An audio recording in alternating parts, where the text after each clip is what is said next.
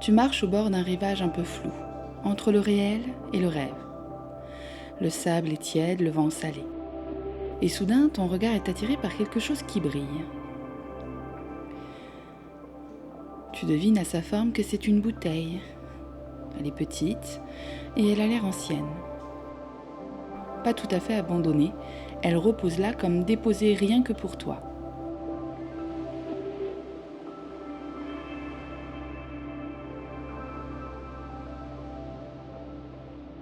Le verre est rugueux, usé par les vagues, mais à l'intérieur, quelque chose brille. Tu t'accroupis, tu tends la main, et quand tes doigts effleurent le verre, une brise s'est levée sans prévenir. Une brise qui sentait l'amande sauvage et le sel des anciens mondes.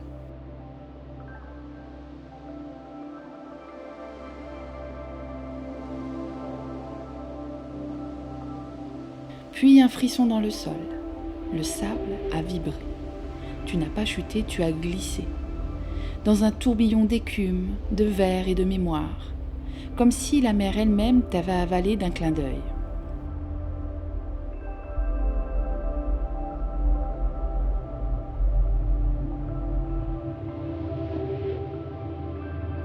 Et maintenant, tu es là. Pas sur une plage, pas tout à fait, mais dans un rivage qui semble rêver de lui-même. Le ciel y change de couleur à chaque battement de cils. Les nuages ont des formes que ton esprit peine à nommer. Et le sable sous tes pieds semble vivant.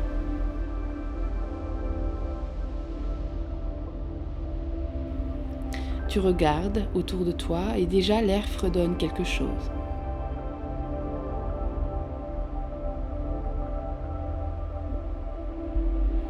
C'est alors que tu les remarques.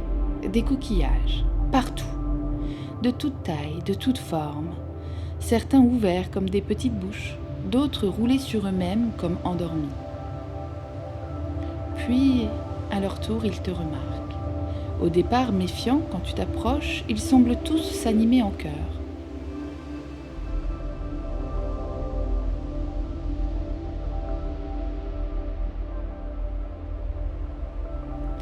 Et ils commencent à chanter. Une chanson douce, joyeuse, un peu étrange, un peu désaccordée, mais pleine de cœur. Ils chantent ton nom, ils t'acclament. Ils te souhaitent la bienvenue comme si tu étais un vieil ami, enfin revenu du voyage. Certains chantent aigus, d'autres graves, d'autres encore ne font que souffler doucement comme un soupir dans une conque. Mais tous semblent heureux, heureux que tu sois là, ici.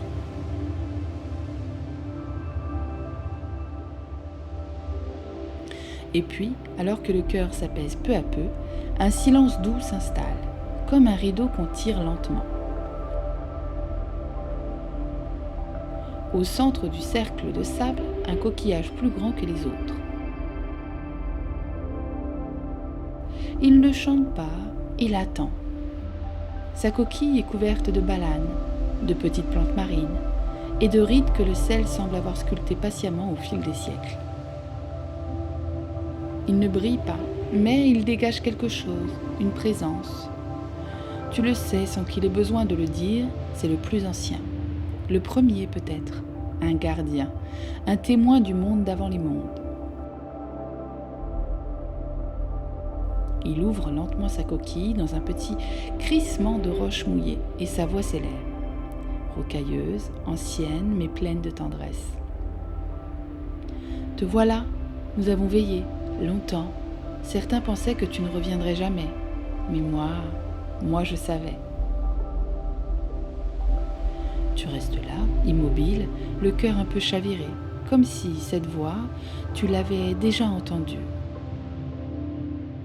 C'est exactement la même sensation que lorsque tu étais enfant et que tu collais un coquillage à ton oreille pour entendre la mer. Le vieux coquillage continue, doucement.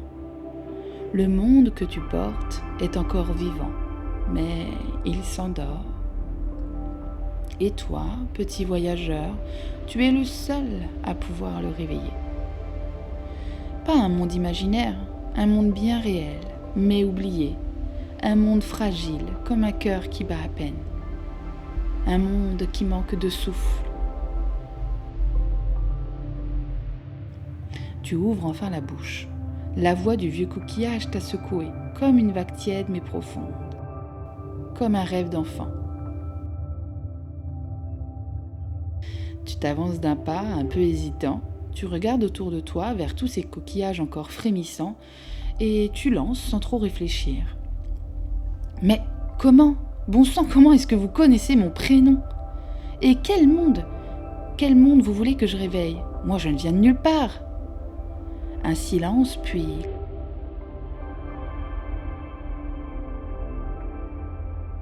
Tous les coquillages, d'un seul coup, se mettent à claquer leurs petites bouches comme des castagnettes affolées, et à s'enfouir en vitesse dans le sable, comme si tu venais de dire quelque chose de parfaitement inconvenant.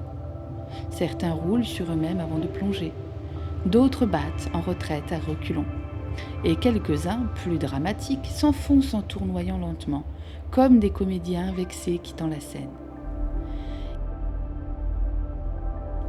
Il ne reste bientôt plus que le vieux.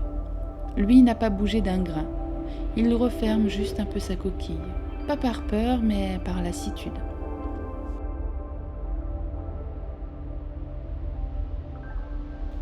Tu leur as fait peur, tu sais, dit-il dans un souffle grave, avec un petit rire coincé entre deux rochers.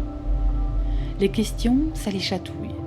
Et les grands mots comme bon sang, ça les fait fuir comme des crabes peureux. Mais moi, je peux te répondre, si tu es prêt à écouter, et surtout à te souvenir. Un frisson te parcourt l'échine, pas de froid, mais de cette étrange sensation qu'on appelle reconnaître sans comprendre. Le vieux coquillage te fixe. Enfin, c'est ce que tu crois, car tu sens son regard sans le voir. Et il murmure presque affectueusement « Ce monde, c'est le tien. Et tu ne viens pas de nulle part, tu viens d'ici. Tu avais juste oublié. » Le vieux coquillage referme lentement sa coquille, comme on referme une histoire. Avant de disparaître sous le sable, il te murmure encore. Ce monde s'endort, et avec lui les morceaux de toi que tu avais oubliés. Tu peux les réveiller. Si tu as le courage de t'y rendre, suis les pas de lumière, ils te guideront. Et dans un souffle, il s'enfuit à son tour. Le sable reprend sa tranquillité, mais l'air, lui, a changé. Tout autour de toi, le sable se met à scintiller. Un chemin de lumière se dessine sous tes pieds.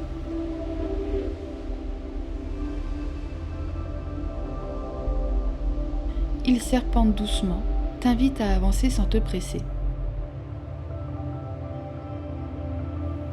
Tu fais le premier pas, puis un autre. Et bientôt l'horizon s'ouvre. Devant toi, une porte. Pas une vraie porte, une arche tissée d'algues suspendues. Ornée de perles de corail, de morceaux de verre polis, et d'un coquillage pendu en son centre comme un carillon.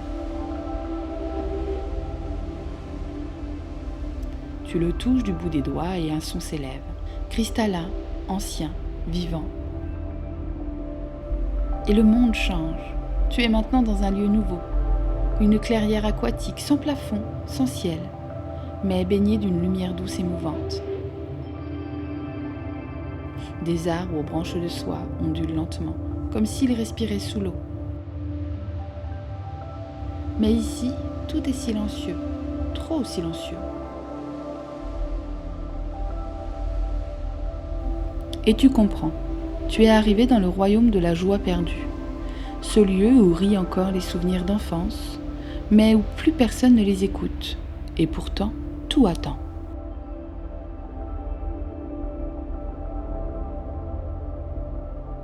Une balançoire abandonnée oscille doucement. Une vieille flûte de roseau repose au pied d'un rocher.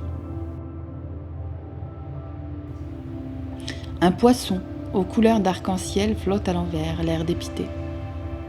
Et puis, un petit personnage apparaît. Il a une tête de ballon, une moustache gigantesque et un chapeau plus grand que lui.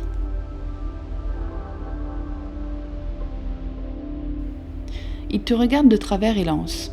« Ah, bah te voilà, toi. On s'ennuyait ferme ici. Tu veux réveiller la joie ?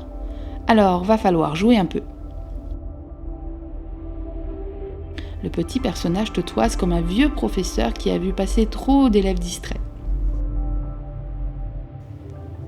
Il sort un sifflet en coquillage, souffle dedans, mais aucun son ne sort, seulement des bulles et un petit pouit ridicule. Il grimace, hausse les épaules et continue comme si de rien n'était.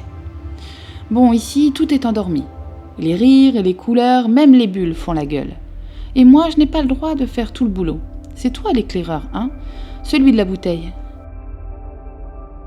Tu hésites, puis hoches la tête. Il te lance alors une boîte. Pas une vraie boîte, plutôt une valise en méduse cousue. Tu l'ouvres, dedans des souvenirs éteints, une craie cassée, un avion en papier mouillé, un petit dessin chiffonné et un mot à peine lisible. Joue. Le personnage claque des doigts. Pour réveiller ce lieu, faut pas réfléchir, faut rejouer, pas comme les grands, comme les vrais enfants. Balance une chanson inventée, danse sans raison, ou dis juste une bêtise, mais une belle, hein, une qu'on sent dans le ventre.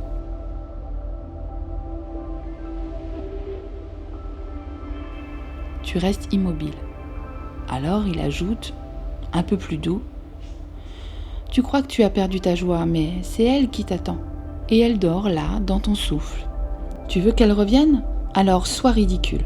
Offre-lui ton rire, même faux, même bancal, et regarde. » Tu inspires, tu ne sais pas pourquoi, mais un éclat t'échappe. Un son, un rire, un peu court, un peu gêné. Puis un mot, absurde, glissé sans raison. Poulpe en tutu. Et là, tout change. La lumière devient dorée. La flûte se soulève d'elle-même et joue une note joyeuse. La balançoire fait une boucle complète sans personne dessus. Le poisson arc-en-ciel ouvre un œil et explose de rire, littéralement. Il explose de rire en bulles parfumées à la menthe. Tu sens une chaleur remonter dans ta poitrine, une joie pure, vivante, un peu folle. Pas la joie des bonnes nouvelles, la joie d'exister, tout simplement. Le petit personnage sourit pour la première fois. Voilà, c'était pas si dur. Il pointe du doigt une porte de lumière apparue au loin. Le prochain royaume t'attend, celui de l'élan endormi. Bonne chance, éclaireur. Tu franchis la porte de lumière. Ce n'est pas vraiment une porte encore, mais plus une fente dans le réel. Comme si l'air lui-même t'invitait à passer. Une fois de l'autre côté, tout devient plus dense. L'ambiance change. Tu ressens quelque chose de plus profond, de plus lourd aussi. Mais ce n'est pas oppressant. C'est un silence qui attend quelque chose de toi. Le sol est fait d'argile rouge, souple, chaleureux. Tu y laisses l'empreinte de tes pas. Et dans l'air flotte une odeur, celle du bois chaud, de la braise, de la terre humide juste avant qu'une graine ne germe.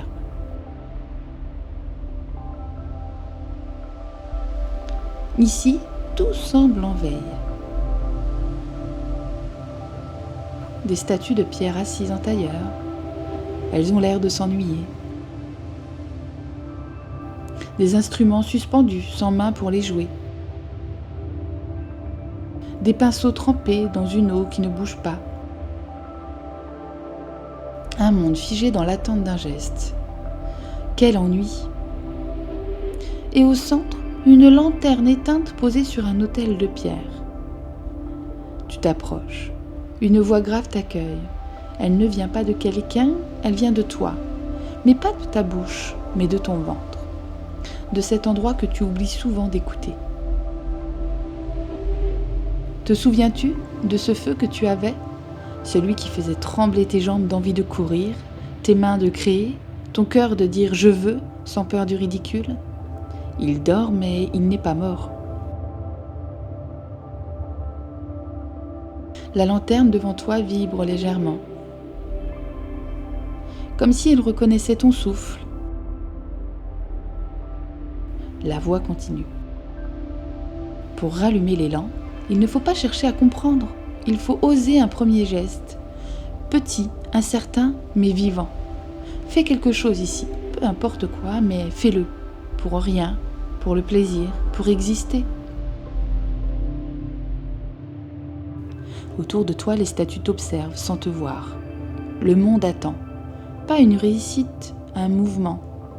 Alors tu inspires. Tu tends la main vers un objet.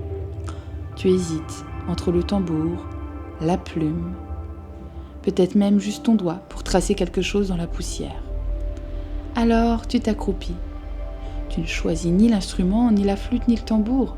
Tu poses doucement ton doigt sur la pierre couverte de poussière rouge et sans réfléchir, tu te mets à dessiner. Un geste simple, presque enfantin. Tu traces un cercle, puis un autre, 2 lignes, un guidon tremblant, un vélo, pas n'importe lequel, le tien, celui de ton enfance. Les roues un peu bancales, le cadre trop grand pour tes jambes d'alors, guidon éraflé par les murs trop proches dans les virages. Tu souris. Rien que de les dessiner, tu te souviens de cette sensation. L'élan, la première fois sans les petits trous, la peur, et puis cette vague immense, brûlante, exaltante. Je peux le faire. Et soudain le sol vibre, très légèrement, comme un frisson dans la pierre. La poussière se soulève, se tord, s'élève, et le dessin se détache du sol. Il devient matière. Sous tes yeux, ton vieux vélo se reconstruit, lentement, spontanément, comme si ton souvenir devenait réel. Le cadre rouillé se reforme, les roues se gonflent, et même la petite sonnette, rouillée, bancale mais fidèle, retentit une fois. Et là, dans ce royaume figé, quelque chose change. Les statues se penchent, les instruments se balancent légèrement, l'air devient plus chaud, plus vivant, et la lanterne s'embrase, d'une flamme douce, orangée, vibrante. Pas pour te réchauffer, mais pour te réveiller toi. Le vélo t'attend, pas pour fuir, mais pour avancer. Tu t'approches. Le vélo ne bouge pas, il ne disparaît pas. Mais tu sais qu'il t'attend, comme s'il savait déjà la route. Tu poses les mains sur le guidon. Il est tiède, pas comme du métal. Comme un souvenir chaud qui a repris forme. Tu montes en selle, les pieds touchent à peine le sol, et sans même appuyer sur les pédales, le vélo commence à rouler. Lentement d'abord sur ce sol d'argile rouge encore tiède, puis plus vite, comme si une main invisible te poussait doucement dans le dos.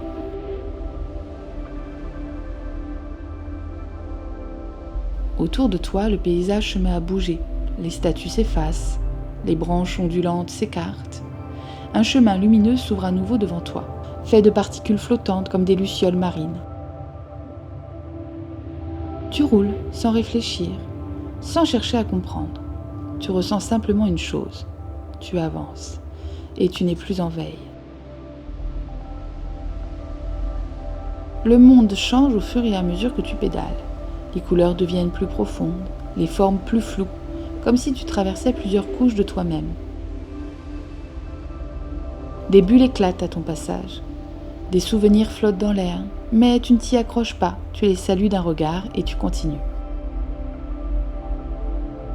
Puis une arche apparaît au loin, différente, plus fine, plus haute, faite de voiles transparents qui ondulent comme des ailes. Et devant cette arche, debout sur une pierre suspendue dans l'air, une silhouette attend. Pas un être humain, mais pas un animal non plus. Quelque chose entre les deux. Une créature faite de plumes, de silence et de regard. Elle te fixe sans bouger.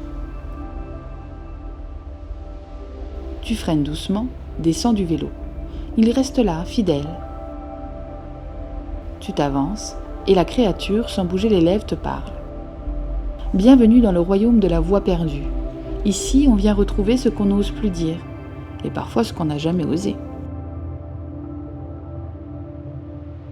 La créature, faite de plumes et de silence, te regarde.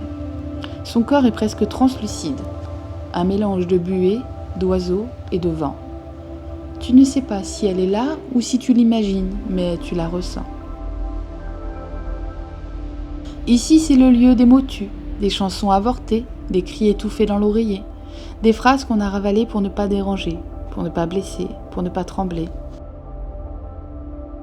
Autour de toi, le paysage est étrange. Tout est fait de voiles suspendus. Des rideaux légers qui flottent dans l'air comme des secrets enfermés dans le vent. Il n'y a pas de sol. Tu marches sur une trame de sons figés. Des lettres, des notes de musique, des éclats de voix fossilisés.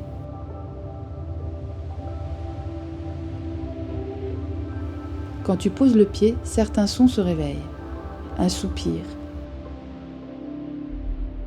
Un nom jamais dit. Un éclat de rire étouffé.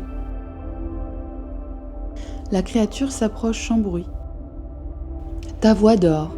Pas ta voix physique, ta vraie voix. Celle qui ne copie personne. Celle que même toi tu n'as jamais vraiment entendue. Elle ouvre doucement une petite boîte. À l'intérieur, il n'y a rien, ou presque. Une corde tendue entre deux épingles. Pour réveiller ta voix, il ne faut pas parler. Il faut oser dire ce que tu n'as jamais dit, même si ce n'est pas parfait, même si ça tremble, même si ça ne ressemble à rien. Elle se penche, te regarde droit dans l'âme. Alors, dis-le, ce mot que tu gardes depuis toujours, celui que tu n'as jamais offert à personne, ni même à toi. Tu inspires et là un frisson. Quelque chose monte, une émotion ancienne, une vérité nue. Tu ouvres la bouche et tu dis « Aime-moi ». Et aussitôt, un frémissement parcourt l'air, subtil, immense. Les voiles suspendues autour de toi, ces draps d'oubli, ces rideaux de silence se gonflent doucement, comme poussés par un vent qui n'appartient pas à ce monde. Un vent intérieur, un vent de vérité. Il flotte, il danse, il forme une houle aérienne, un souffle orchestré. Un murmure de vent qui sait exactement ce qu'il fait. Et sous tes pieds, le sol tremble, mais pas de peur, de promesse. Les lettres figées, les sons fossiles, les soupirs anciens se rassemblent, se contractent, s'entrelacent. Quelque chose monte du sol, lentement, majestueusement. Comme un souvenir qu'on n'attendait plus. Un bateau. Pas un navire de guerre. Ce n'est pas non plus un voilier de compétition. Mais un bateau ancien, courbé, aux voiles blanches déjà gonflées. Fait de bois, de mots et de souffle. Il sort de la terre comme une vérité qu'on croyait enterrée. Et pourtant, il est là, entier. La créature, faite de silence, s'approche une dernière fois. Elle pose une plume sur le ponton. Ta voix a formé son propre chemin. Et maintenant, elle t'emmène plus loin. Là où on ne parle plus, là où on ressent. Le prochain royaume, c'est celui de l'intuition. Elle disparaît comme une brume. Et toi, tu poses le pied sur le bois vivant du navire. Le vent est doux. Les voiles claquent doucement. Et le bateau, sans rame, sans bruit, commence à glisser dans l'air, comme s'il naviguait sur une mer invisible. Le bateau glisse, il ne touche pas l'eau, il flotte dans le silence, comme un rêve en équilibre sur le souffle du monde. Autour de toi, rien. Rien de concret, pas de ciel, pas de mer, seulement une brume dorée, mouvante, qui semble réagir à ta présence. Quand tu respires, elle vibre. Quand tu penses, elle s'ouvre.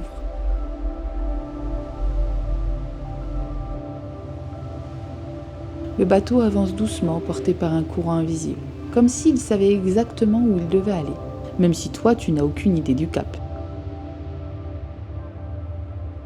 Et c'est ça ici, l'intuition.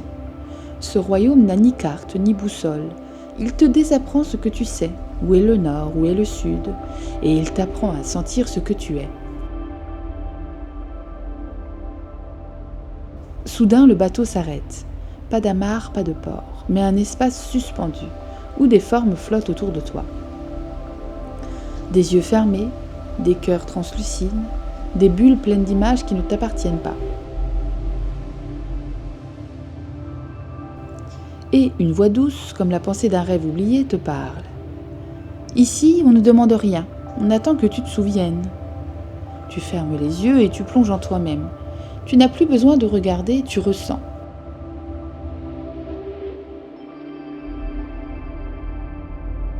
Et là, sans t'expliquer pourquoi, tu lèves la main et pointes une bulle au loin.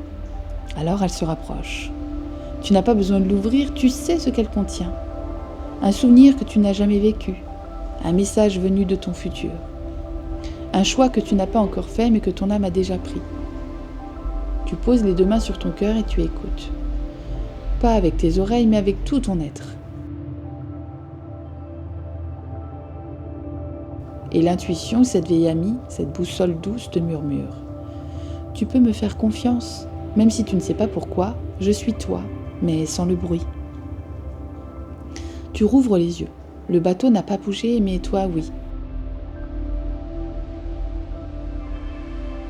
Et devant toi, une dernière arche, majestueuse, faite de lumière dorée et de larmes cristallines. Le dernier royaume t'attend, celui de l'amour.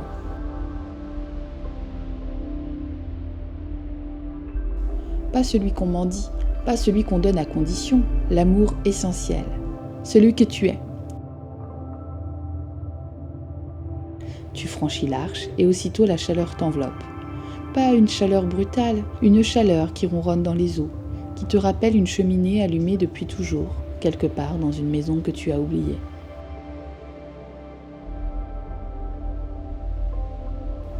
Le sol est fait de roches anciennes, douces, comme du velours, chaude comme un ventre.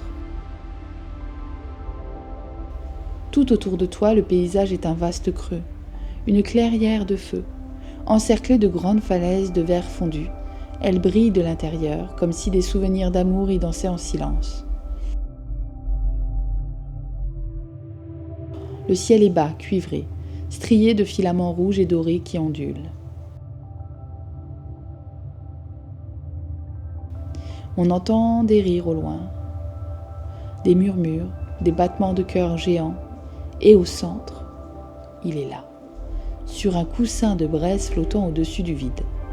Un petit feu aux yeux ronds et pétillants, avec une flamme orange ébouriffée qui claque comme des cheveux dans le vent.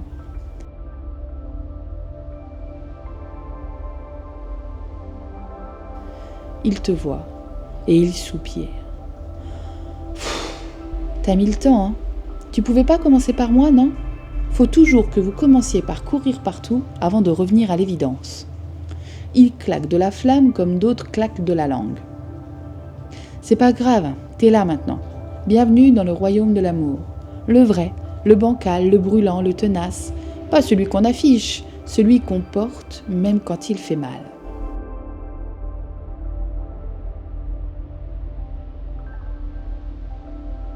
Tu vois les parois autour? Chaque éclat là, c'est un amour que tu as reçu, mais que tu n'as pas cru mériter. Et moi, moi je suis celui que t'as mis en veille, le feu au fond du ventre, l'amour pour toi-même que tu as laissé au bord de la route. Et maintenant, on va rallumer tout ça.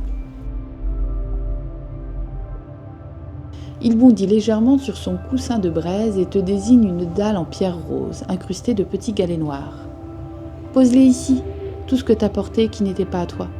Tous les « je suis pas assez », tous les « si j'étais mieux, on m'aimerait plus », les excuses, les masques, les restes, pose tout.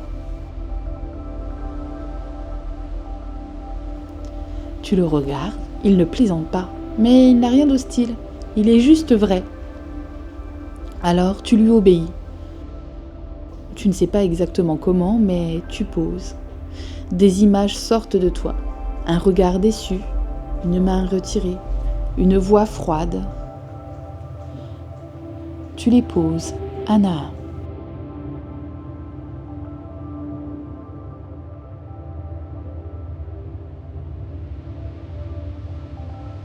Et là, il grandit. Le feu, la petite flamme devient une torche, puis un foyer, puis un soleil miniature qui éclaire toute la clairière. Le verre fondu des falaises s'illumine. Des silhouettes apparaissent dans les parois. Toi, aimé, toi, soutenu. Toi, enfant, joyeux, regardé comme un miracle. Le feu se calme, redevient une flamme. Il te regarde. Voilà, ça, c'est un cœur qui dit oui. T'étais pas venu chercher l'amour. T'étais venu te rappeler que tu en es. Je suis là et je reste. partout où tu iras. Tu sens quelque chose en toi s'ouvrir. Pas un concept, pas une émotion, une présence. Et alors le feu dit doucement, avec une tendresse bourrue. Allez, c'est fini ici. Ou plutôt, ça recommence. Allez, monte. Tu lèves les yeux, une dernière barque t'attend suspendue entre ciel et braise. Tu montes, elle glisse emportée par une lumière dorée.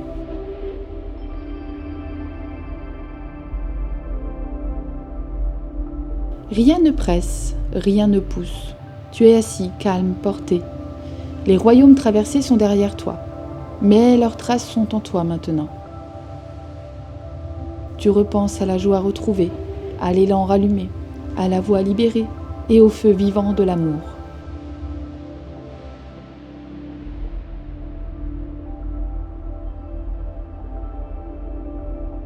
Et tout s'aligne, pas dans ta tête, dans ton être.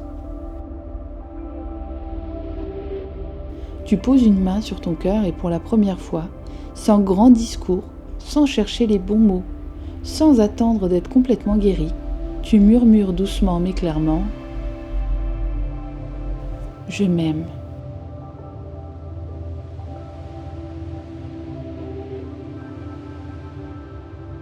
Et le monde autour ne répond pas, il accueille, comme si c'était la phrase qu'il attendait depuis le début. Et toi, tu sens que tu peux rentrer maintenant. Pas chez toi, pas vraiment, mais en toi. Tu crois que tout est terminé, que le voyage touche à sa fin. Et pourtant, alors que la barque ralentit et que la lumière commence à pâlir, un dernier souffle te traverse. Un bruit doux, le clapotement de l'eau, mais ce n'est pas la mer.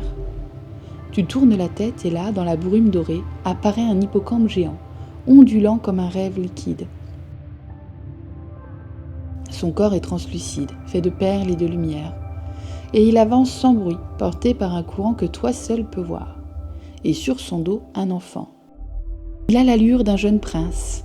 Il porte une couronne de corail, une cape tissée d'algues fines et de fils d'étoiles.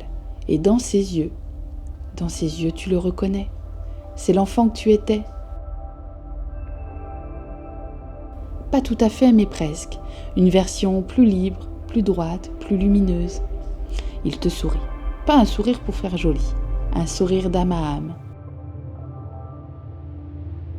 Merci, dit-il simplement. Tu ne nous as pas seulement sauvés, toi et moi, tu as sauvé ce monde. Le monde qu'on croit imaginaire, celui qu'on enterre quand on devient raisonnable. Celui où la joie est une clé, l'élan une carte, la voix une boussole et l'amour notre feu sacré. L'hippocampe tourne doucement autour de toi. Le jeune prince tend la main et du bout des doigts, il te remet quelque chose. Une petite bouteille en verre, exactement comme celle du début. À l'intérieur, un éclat de lumière ou un souvenir, ou peut-être un monde entier. Quand tu en auras besoin, tu sauras comment la rouvrir. Puis il repart lentement. Sa silhouette s'éloigne dans la lumière qui s'efface, mais son rire résonne encore, comme un coquillage posé contre ton cœur. Et là seulement, tu sens le sable, le vent, le vrai monde. Tu te réveilles sur la plage, dans ton corps, mais pas tout à fait comme avant.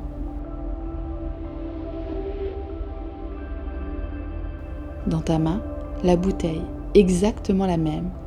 Et tu sais, sans preuve mais avec certitude, que tu n'as rien inventé.